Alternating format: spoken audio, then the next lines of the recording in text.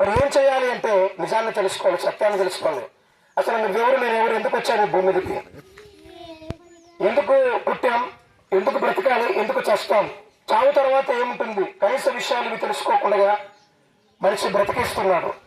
అసలు నేనెవరిని, ఈ ప్రకృతి ఎందుకుంది, మరణం ఎలా వచ్చింది, మరణం తర్వాత జీవితం ఉందా లేదా అన్నది కాస్త మనసులో పెడితే అర్థమవుతుంది. దాన్ని చెప్పడానికి మీ మధ్యలోకి వచ్చాం. పిల్లరా, సరిగ్గా నరకాన్ని, మోక్షం ఉందని, పరలోకం ఉందని చెప్పడానికే 2025 సంవత్సరాల కిందట ఈ భూమి మీదకి నరావతారిగా వచ్చాడు యేసుక్రీస్తు వారు. నిన్ను సృష్టించిన దేవుడు మానవ ఆకారాన్ని ధరించుకుని ఈ భూమి మీదకి వచ్చాడు. కాలము సంపూర్ణమై ఉన్నప్పుడు మనం ఇంకా పాపమై ఉండగా నశించిన వెతికి రక్షించడానికి మనిషి కుమారుడుగా ఈ భూమి మీదకి ఆయన వచ్చాడు. నశించిపోయాం, ఆత్మలో మనమందరూ కూడా నశించిపోయాం. మనందరిని విమోచించి రక్షించడానికి మనిషి కుమారుడు పాపములను తీసివేటుకు ప్రత్యక్షమయ్యాను అంటారు. పాపాన్ని తీసి